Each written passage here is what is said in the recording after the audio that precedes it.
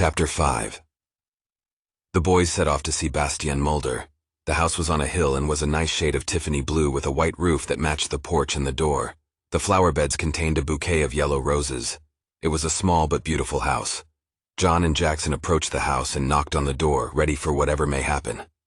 A few moments later, a woman that looked to be in her early 30s opened the door with a smile on her face. It was Bastien Mulder.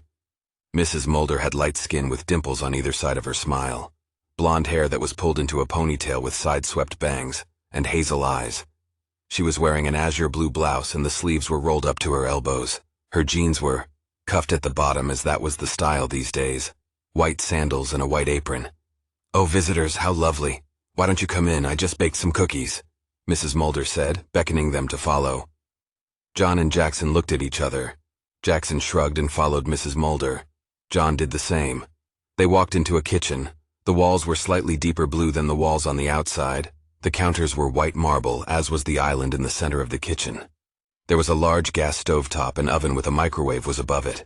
Accenting the space was spray carnation in a vase on the island and some fake miniature pumpkins next to it. Mrs. Mulder already had her oven mitts on and took the cookies out of the oven. "So what brings you boys here?" Mrs. Mulder asked, looking at Jackson and John. "We heard you would sometimes talk to Mrs. Decker, is that true?" John trailed off, not quite remembering her last name. "Call me Bastien," Mrs. Mulder said, smiling and giving John a wink. "You sure?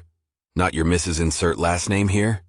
Jackson asked, wondering why she would go with her first name instead of her last name. "There is no need for formalities here, boys," Mrs. Mulder said with a gentle smile. "So what may your names be?" "I'm John and he is Jackson," John said, pointing first to himself and then to Jackson. "You didn't answer my question. Did you talk to Mrs. Decker recently?" "I did, but that is only natural as I am the head of the Homeowners Association," she said, putting the cookies on a cooling rack in the kitchen windowsill. "Did you know anyone else who talked to her?" Jackson asked curiously. "My husband did. Who can say why he just seemed so fascinated in that woman, as well as her ex-husband. He was crazy. Supposedly he was the reason she never talked to anyone. He was very controlling, often making her stay by his side and did all the talking for her, enough to make her go as crazy as him. Good thing he died for her own sanity.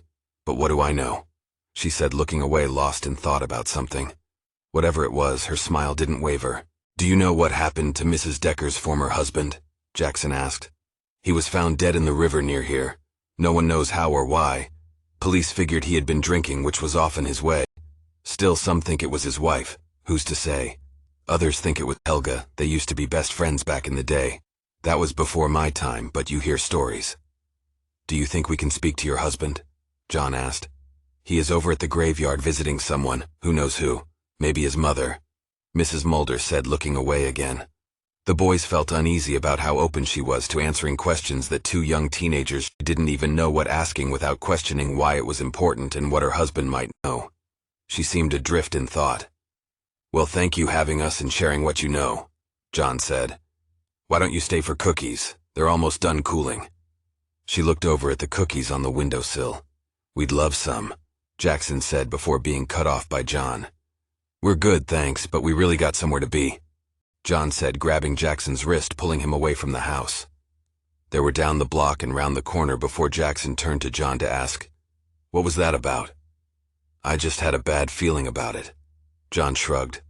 "About the cookies, the way she looked out the window every time we talked about someone who died, about that weird metallic smell coming from her oven," Jackson probed. "It was probably fine, you know," Jackson continued. "I know, but I didn't want to take the risk. Plus, we should talk to her husband," John said. Jackson turned to John. "Good point." As the midday sun shone down on them, the boys headed to the graveyard.